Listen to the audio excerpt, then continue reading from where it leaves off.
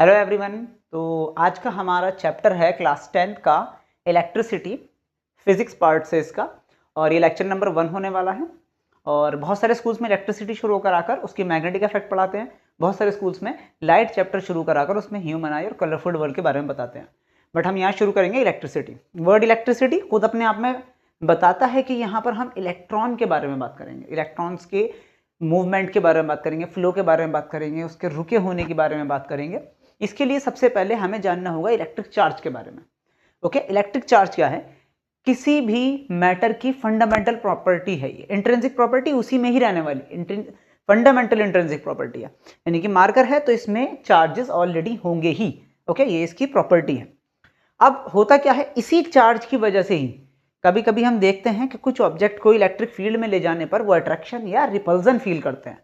वही डेफिनेशन रहेगी इसकी, it is an intrinsic property of matter because of which matter feels attraction और repulsion when bringing to electric field. Okay, दूसरी चीज ये एक स्केलर क्वांटिटी है, it does not need any direction.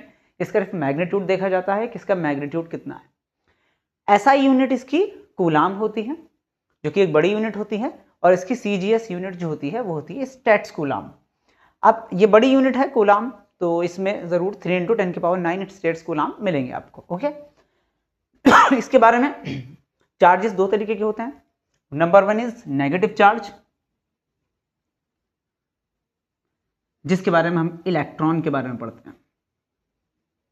Number 2 positive charge, जिसमें हम proton के बारे में पढ़ते हैं। अब चार्जेस इलेक्ट्रॉन प्रोटॉन है, मींस ये हमें सब एटॉमिक पार्टिकल्स भी होते हैं, मतलब कि एटम हमने पढ़ा है कि एटम के अंदर क्या होता है, इलेक्ट्रॉन, प्रोटॉन और न्यूट्रॉन होता है। न्यूट्रॉन के बारे में हम नहीं पढ़ते हैं इतना, क्योंकि वो सिर्फ अपना मास रखता है, वो कोई भी इस तरीके के स्पेशलिटी नहीं दिखाता जैसे इलेक्ट्रॉन प्रोटॉन दिखाते हैं। अब बहुत सारे पार्टिकल हैं दुनिया में, बट हम लोग सिर्फ इलेक्ट्रॉन, प्रोटॉन, न्यूट्रॉन के बारे में पढ़ते हैं, मेनली इलेक्ट्रॉन और प्रोटॉन के बारे में। क्यों? क्योंकि ये स्पेशल हैं। कैसे स्पेशल हैं? एक इलेक्ट्रॉन पर एक चार्ज होता है 1.6 × 10⁻⁻19 का। यही चार्ज इसकी हेल्प करता है इसको स्पेशल बनाने के लिए, इलेक्ट्रिसिटी कंडक्शन में, एक इलेक्ट्रिक फील्ड क्रिएट करने में यही इसकी हेल्प करता है। ऐसे ही प्रोटॉन पर भी चार्ज होता है, लेकिन वो होता है +1.6 × 10⁻⁻19 कूलम। ओके, बट हम जब इसे न्यूमेरिकल में रखेंगे तो हम मैग्नीट्यूड लेंगे बिना साइन के। ओके, तो यहाँ पर नेगेटिव इलेक्ट्रॉन पर इतना चार्ज रहता है और प्रोटॉन पर इतना चार्ज रहता है, जिसकी वजह से ये दोनों स्पेशल हैं, इनके बारे में स्टडी होती है। ओके, अब हम जानते हैं कि इलेक्ट्रिक फील्ड जो बनती है वो इलेक्ट्रॉन भी बनाता है और प्रोटॉन भी बनाता है। बात करते हैं हम प्रोटॉन की इलेक्ट्रिक फील्ड की। देखिए, एक प्रोटॉन इलेक्ट्रिक फील्ड जो बनाता है वो बनाता है अवे फ्रॉम इटसेल्फ, यानी कि हमेशा इससे इलेक्ट्रिक फील्ड दूर ही जाएगी, इससे दूर जाएगी। और किसकी साइड जाएगी? नेगेटिव की साइड जाएगी, यानी कि नेगेटिव की electric field towards the charge और पॉजिटिव की electric field away from charge, away from charge towards charge. ये बहुत ज़्यादा इंपॉर्टेंट है ये चीज़ जानना, क्योंकि अभी इस चैप्टर में भी और क्लास 12 में हम जब इसको थोड़ा एक्सपेंड पढ़ेंगे तब हम इन चीज़ों को बहुत ध्यान में रखते हैं। इसके बाद अगली चीज़ यहाँ पर आती है इनकी प्रॉपर्टी, चार्ज की प्रॉपर्टी। पहली सबसे प्रॉपर्टी हम ये जानते हैं कि अगर लाइक चार्जेस होंगे, लाइक चार्जेस मीन्स कि दोनों ही पॉजिटिव हों या दोनों ही नेगेटिव हों, तो वो क्या करेंगे? वो रिपेल करेंगे, एक दूसरे को पीछे धकेलेंगे, पॉजिटिव। ऐसे ही अनलाइक चार्जेस होंगे, जो कि इलेक्ट्रॉन, प्रोटॉन होगा, तो वो एक दूसरे को अट्रैक्ट करेंगे, अट्रैक्शन फोर्स लगाएंगे वो। Okay, attract. अब दूसरी इसकी प्रॉपर्टी होती है चार्ज की, ये एडिटिव अलजेब्रिक सम होता है इनका, मतलब अगर हम इसे ऐड करते हैं, एडिटिविटी इनकी होती है, तो उनका हम अलजेब्रिक सम लेते हैं। अलजेब्रिक सम क्या है? मान लीजिए कोई बॉडी है यहाँ पर, और एक बॉडी पर यहाँ पर दो तो आपके पॉजिटिव चार्ज रखे हैं। ओके, दो यानी कि मैं कहूँगा +2Q, और -3 आपके रखे हैं नेगेटिव चार्ज। और पूछा जाए कि टोटल कितने हैं यहाँ पर, तो हम लोग क्या करेंगे, हम लिखेंगे टोटल की जगह +2Q और माइनस के 3q, यानी कि इसका अलजेब्रिक सम कितना आने वाला है, माइनस के 1 कूलाम। ओके, माइनस के 1 क्यू कूलाम चार्जेस। तो ये कहलाती है इसकी एडिटिविटी। नंबर थर्ड होता है इसमें, नंबर थर्ड होता है क्वांटाइजेशन ऑफ चार्ज। अब क्वांटाइजेशन क्या है, इसके लिए एग्जांपल आप ये समझ सकते हैं कि जो नंबर ऑफ इलेक्ट्रॉन्स हैं किसी भी बॉडी पर, नंबर ऑफ इलेक्ट्रॉन सिर्फ, तो वो हमेशा एक होल नंबर होगा, या तो 0 होगा, 1 2 3 4 ऐसा होगा, आधा डेढ़ पौना नहीं होगा। जैसे कि मान लीजिए किसी बॉडी पर, ये मान लीजिए जैसे बोर्ड है। दूसरी चीज एक और समझेंगे हम कि एक इलेक्ट्रॉन पर जो चार्ज है माइनस के 1.6 × 10⁻⁻19, ये एक इलेक्ट्रॉन की वजह से। अगर हमसे पूछा जाए 2 इलेक्ट्रॉन की वजह से, तो हम क्या करेंगे, उसकी 2 से मल्टीप्लाई करा देंगे, 1.6 × 10⁻⁻19। अगर कोई कहता है हमसे 3 चार्ज हैं, तो ये टोटल चार्ज आता है बॉडी का। यानी कि अगर मैं टोटल चार्ज को Q से डिनोट करूं, तब किसी बॉडी का टोटल चार्ज जो होगा वो आपके होल नंबर का मल्टीपल इंटीग्रल होगा, किसके, चार्ज ऑन 1 इलेक्ट्रॉन पे। ये इसकी थर्ड प्रॉपर्टी होती है, इसे कहते हैं क्वांटाइजेशन ऑफ चार्जेस। ठीक है, यानी कि किसी भी बॉडी पर जो टोटल चार्ज होगा वो हमेशा मल्टीपल इंटीग्रल होगा होल नंबर का, किसके साथ, चार्ज ऑन 1 इलेक्ट्रॉन के साथ। इसके लिए एग्जांपल समझना पड़ेगा। मान लीजिए हमसे कोई कहता है कि किसी बॉडी पर टोटल चार्ज 3.2 × 10⁻⁻19 कूलाम है, क्या ये चार्ज पॉसिबल एग्जिस्ट करता है या नहीं। तो वो हमसे कहेंगे इसे चेक करिए, हम कहेंगे ठीक है, वी नो अबाउट कि Q = NE होता है। Q हमारा क्या है, टोटल चार्ज। N हमें निकालना है, क्योंकि इसी की वैल्यू डिसाइड करेगी क्या ये एग्जिस्ट करता है या नहीं। और E क्या है, 1.6 × 10⁻⁻19। देखिए -19 कैंसिल, 1.6 2 टाइम्स 3.2, N = कितना आ जाएगा, 2। इट मीन्स, हमने क्या कहा था डेफिनेशन में, N एक होल नंबर होना चाहिए and 2 is a whole number.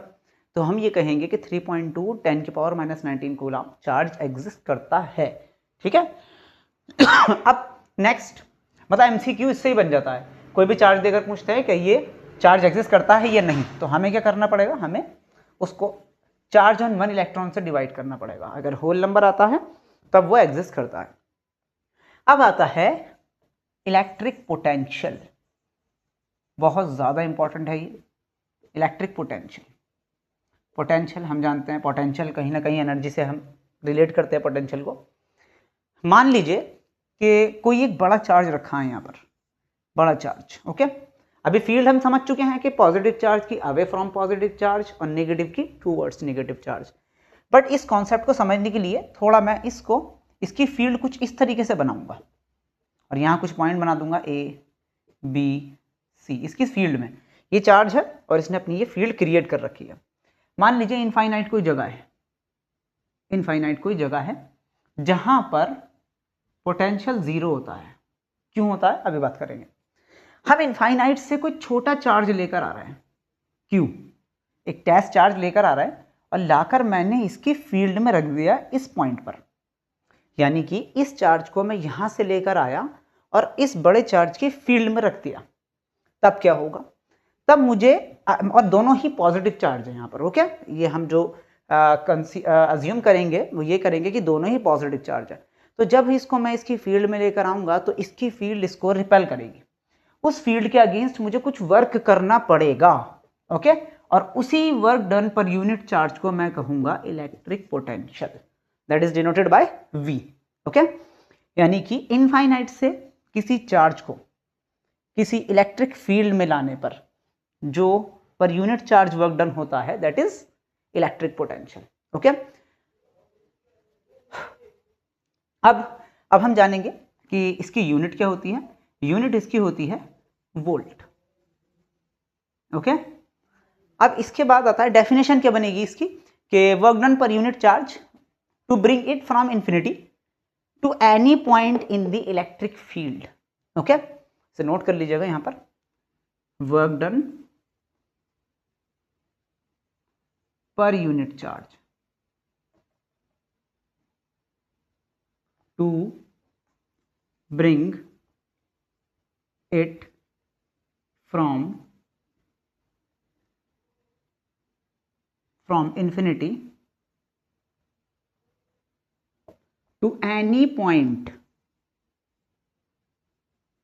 in the electric field, in the electric field. One more thing, इसके बारे में थोड़ी जान लीजिए कि ये जो इलेक्ट्रिक पोटेंशियल आया है ना, तो वो इस पॉइंट का आया है। ध्यान रखेंगे कि ये जो पॉइंट है जहां पर हमने लाकर रखा है, ये इस पॉइंट का इलेक्ट्रिक पोटेंशियल है। अगर यहां लाकर रखता तो इस पॉइंट का इलेक्ट्रिक पोटेंशियल होता। ओके, क्योंकि देखिए डेफिनेशन वही है, bring it from infinity to any point in the electric field, then it is called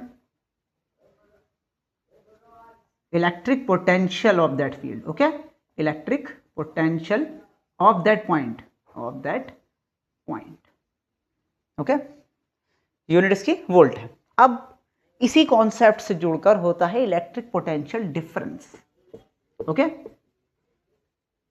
electric potential difference यही कारण है इलेक्ट्रिसिटी के फ्लो होने का। Okay, electric potential difference.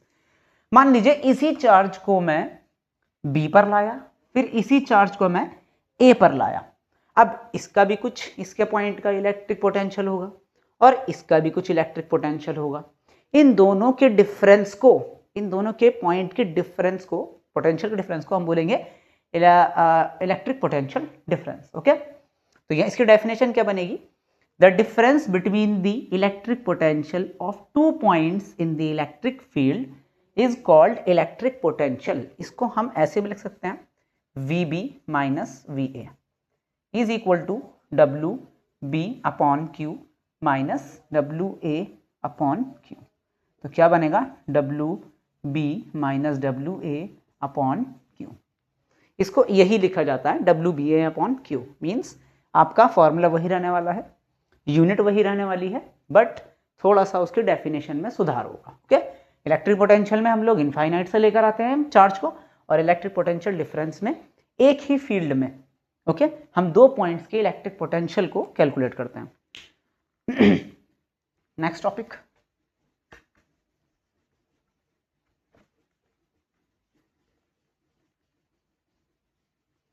Next topic आता है आपका electric current. Okay,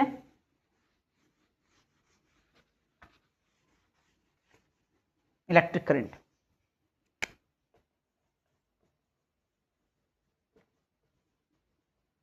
electric current बहुत ही सिंपल लैंग्वेज, बहुत ही सिंपल सी डेफिनेशन कि इलेक्ट्रिक करंट को अगर हम आई से डिनोट करें तो चार्जेस किसी भी वायर से, किसी भी कंडक्टर से पर यूनिट टाइम जो गुजरेंगे, दैट इज इलेक्ट्रिक करंट। कोई वायर है, ये वायर है, और इससे गुजरने वाले एक सेकंड में चार्जेस को अगर मैं कैलकुलेट कर लूं, तब हमारा वो जो वैल्यू मिलेगी वो इलेक्ट्रिक करंट कहलाएगी। ओके, तो क्या होगा? Electric charge per unit time. Okay, या flow of charge in 1 second is called electric current. ये भी एक स्केलर क्वांटिटी है, स्केलर क्वांटिटी है, और इसकी यूनिट एम्पियर होती है, और इसे कैपिटल ए से हम लोग शो करते हैं। ठीक है, इलेक्ट्रिक करंट। अब यहां पर जब इलेक्ट्रिक करंट की बात हुई है, इलेक्ट्रिक पोटेंशियल की बात हुई है, वोल्टेज, इलेक्ट्रिक पोटेंशियल है क्या एक्चुअल में? वोल्टेज जो स्टेबलाइजर में होते हैं। तब इसको लेकर एक लॉ आया, और उस लॉ को हम यहाँ पर पढ़ेंगे।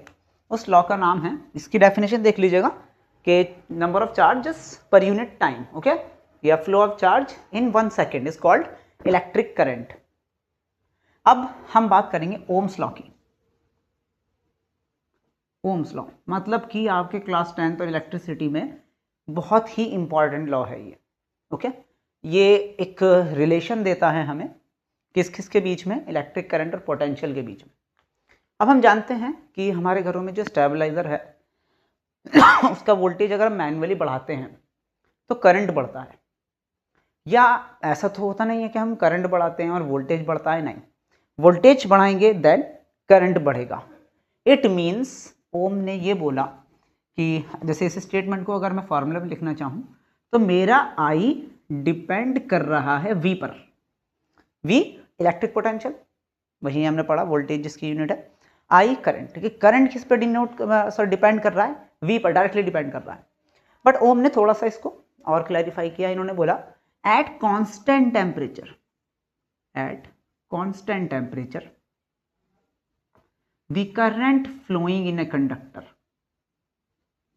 The current flowing in a conductor is directly proportional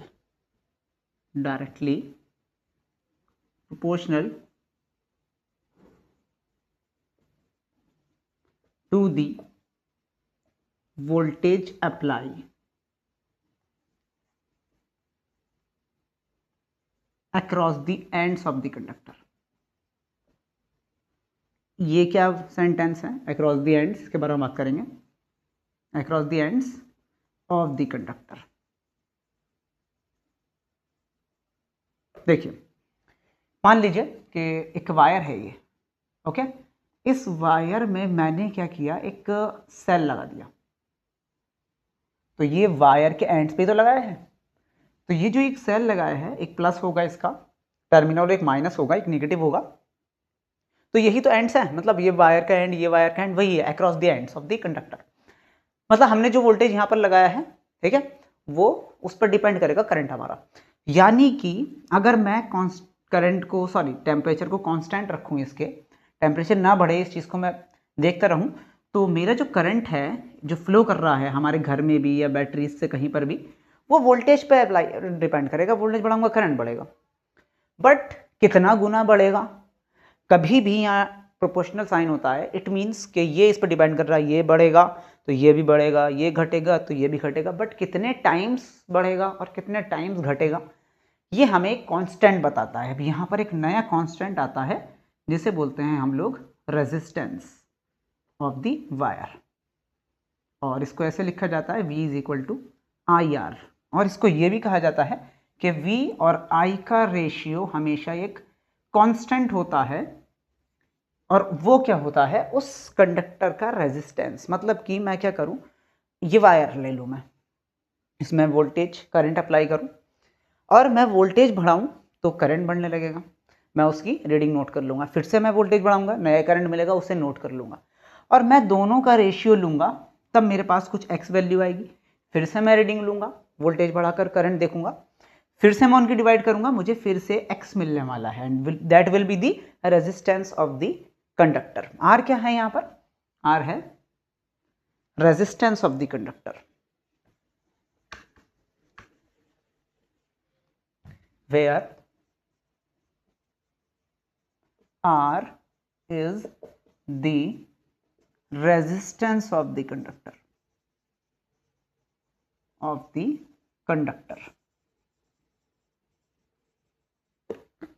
अब ये रेजिस्टेंस होता क्या है, इसके बारे में जानेंगे। रेजिस्टेंस एक रुकावट है।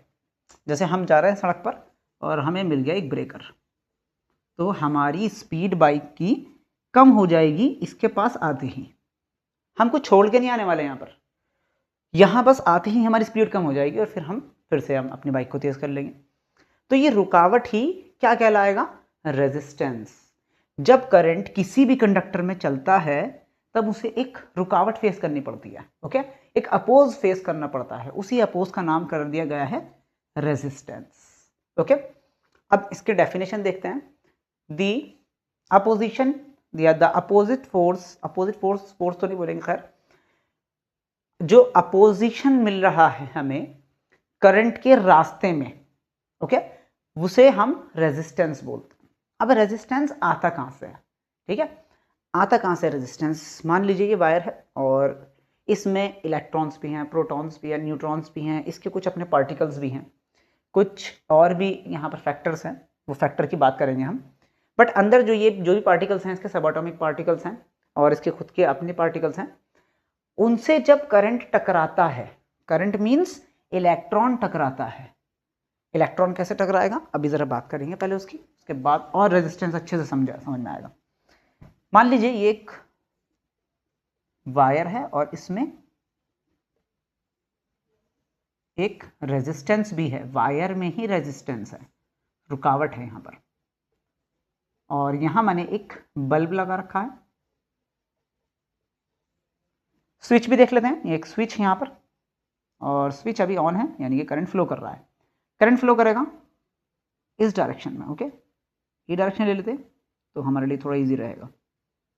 करंट फ्लो कर रहा है इस डायरेक्शन में, क्यों कर रहा है ये भी बात करेंगे।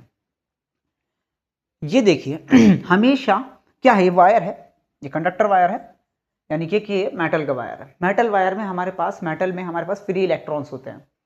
अब वो फ्री इलेक्ट्रॉन्स क्या करते हैं, जैसे ही मैं बैटरी के नेगेटिव टर्मिनल को एक एंड से वायर के और पॉजिटिव को दूसरे एंड से जोड़ूंगा, तो इस वायर में जो इलेक्ट्रॉन्स हैं उसको इस नेगेटिव टर्मिनल से एक पुश मिलेगा, यानी कि नेगेटिव को रिपेल करेगा रिपेल करेगा, तो चार्जेस नेगेटिव से घूमते हुए पूरे वायर में होते हुए पॉजिटिव की तरफ आएंगे।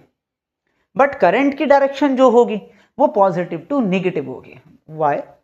इसे कहते हैं कन्वेंशनल करंट। कन्वेंशनल क्या होता है, मतलब पारंपरिक, कोई इसका लॉजिकल हमारे पास वो बात नहीं है, बट ये माना गया। क्यों माना गया? माना ये गया कि जब पहली बार इलेक्ट्रिसिटी बनाई गई, बल्ब जलाया गया, तो लोगों ने ये कहा कि ये हमें नेगेटिव से मिल रहा है, मतलब कि नेगेटिव टर्मिनल से पुश मिल रहा है इलेक्ट्रॉन्स को, बट हमारे लिए एक वरदान है, मतलब ये बोन है हमारे पूरे इस टाइम के लिए, इस वक्त के लिए, कि हमें रोशनी मिली है। तब उन्होंने बोला कि हम इसे ये मानेंगे कि हमारा करंट किसी पॉजिटिव जगह से आ रहा है, नेगेटिव नहीं। नेगेटिव उन्होंने नेगेटिव लिया अदर नेगेटिव सेंस में, उन्होंने बोला चार्जेस नेगेटिव टू पॉजिटिव हैं, बट हम ये मानेंगे कि हमारा करंट पॉजिटिव टू नेगेटिव है, उसके अपोजिट डायरेक्शन में है, इसलिए सिर्फ कन्वेंशनल है, उसका कोई ऐसा प्रूफ नहीं है। तब जब यहां से करंट चलता है, तब इसके रास्ते में जो अपोज मिलता है इसे, ठीक है, the oppose applied by the material of the conductor is called resistance. Okay, तब ये यहां पर करंट आकर हमारी थोड़ी हल्की हो जाती है, इसका मतलब वहां पर एनर्जी थोड़ी वो लॉस होती है। एनर्जी लॉस होती है तो तार गर्म होने लगता है, इसी वजह से तार गर्म होता है। तो रेजिस्टेंस हमारा क्या है? रेजिस्टेंस हमारा एक अपोज है applied by the conductor. Okay, इसमें जो भी इलेक्ट्रॉन प्रोटॉन्स, जो भी इसके पार्टिकल्स हैं, वो करंट को रोकते हैं अपने रास्ते में। अब ये डिपेंड किस पर करते हैं? मींस रेजिस्टेंस किसी चीज पर डिपेंड करेगा। अब ये आई बात निकलकर कि रेजिस्टेंस जो है वो हमारा लेंथ पर डिपेंड करेगा, डायरेक्टली डिपेंड करेगा। डायरेक्टली वो ये कह रहे हैं कि भाई ये वायर छोटा था, कम रेजिस्टेंस था, मतलब करंट जा रहा है, टकराता हुआ जा रहा है, अगर मैं तार को बड़ा कर दूं तो और ज़्यादा टकराता हुआ जाएगा, यानी कि रेजिस्टेंस डायरेक्टली डिपेंड करेगा लेंथ पर। लेंथ बढ़ाएंगे रेजिस्टेंस बढ़ेगा। दूसरी बात आई निकलकर कि अगर क्रॉस सेक्शन एरिया की बात करें तो उन्होंने बोला तो घटेगा भाई, रेजिस्टेंस घटेगा। कैसे घटेगा? ये क्रॉस सेक्शन एरिया है, यहाँ से करंट जा रहा है गुजर के, तो करंट को ज़्यादा रुकावट फेस करनी पड़ रही है, यानी कि एक गली है मान लीजिए, उसमें बहुत सारी बाइक्स, बहुत सारे रिक्शा निकल रहे हैं एक साथ, तो उस टाइम वो फंसेंगे वहाँ पर। उसी गली को थोड़ा सा मैं चौड़ा कर दूँ, थोड़ा सा रास्ते को बड़ा कर दूँ, तो क्या होगा? उनको गुजरने के लिए ज़्यादा जगह मिलेगी, कम टकराएंगे एक दूसरे से, इसलिए एरिया के इन्वर्सली प्रोपोर्शनल होता है। ठीक है, और इसको कंबाइन करके अगर लिखेंगे हम तो L अपॉन ए आ जाएगा। अब फिर से वही बात, L अपॉन ए बढ़ेगा तो R घटेगा, सॉरी R बढ़ेगा, L अपॉन ए घटेगा तो R भी घटेगा। कितने टाइम्स? तो एक नई क्वांटिटी इंट्रोड्यूस होती है यहाँ पर, that is resistivity, rho L upon A.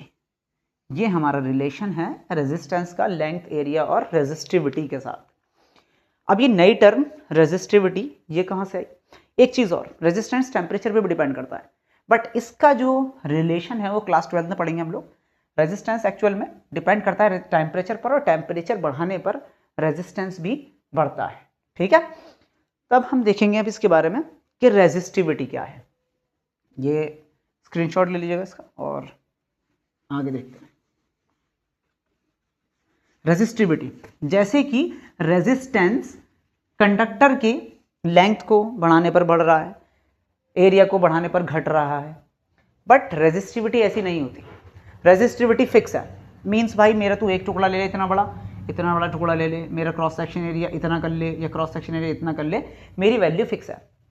Resistivity भी रुकावट है, रेजिस्टिविटी वो रुकावट है जिसकी वजह से रेजिस्टेंस आ रहा है, ये समझ सकते हैं आप। ओके, रेजिस्टेंस हमारा डिपेंड कर रहा है लेंथ पर, एरिया पर। दूसरी चीज, अब अगर मैं ये कहूं कि मेरे पास 1 मीटर लेंथ का वायर है और उसका cross section area 1 metre square है, तब उस वायर की या उस कंडक्टर की रेजिस्टिविटी उसके रेजिस्टेंस के बराबर हो जाएगी। रेजिस्टिविटी क्या है? रेजिस्टिविटी भी एक रुकावट है, ये प्रॉपर्टी है, बट ओके ये प्रॉपर्टी है जो कि इसकी वैल्यू किसी चीज पर डिपेंड नहीं करती है। ओके यानी कि ये हमेशा फिक्स रहेगी। ये जैसे लकड़ी है, इसकी वैल्यू फिक्स है, मींस इसके अंदर मैं करंट अप्लाई करूंगा तो वो जितनी, मतलब फॉर एग्जांपल इसकी रेजिस्टिविटी x है, ओके तो x ओम मीटर ये रेजिस्टेंस पैदा करेगा कि इसके अंदर से करंट ना पास हो। ओके यानी कि मेटल्स की रेजिस्टिविटी बहुत कम होती है और नॉन मेटल्स की रेजिस्टिविटी बहुत ज्यादा होती है। रेजिस्टेंस की जो हमारी यूनिट है वो ओम, ठीक है, ऐसे इसका सिंबल बनता है, या इसे OHM भी लिख देते हैं। रेजिस्टिविटी की हमारी यूनिट है ओम मीटर। कैसे निकालेंगे? L मीटर रखेंगे और ये इसको यहां से लिखेंगे, resistivity is equal to RA upon L। R का ओम आ गया, एरिया का मीटर स्क्वायर आ गया और L का मीटर आ गया, ये कैंसिल, तो यूनिट हो गई इसकी ohm metre. Okay resistivity does not depend on the length और एरिया ऑफ द कंडक्टर और insulator whatever be there. ये हमारा फर्स्ट इसकी क्लास हो गई और इसके बाद हम लोग दूसरी इसकी क्लास लेंगे और उसमें से कंप्लीट करेंगे। और अगर आपको ये समझ में आया हो तो लाइक शेयर और सब्सक्राइब कर दीजिएगा। Thank you.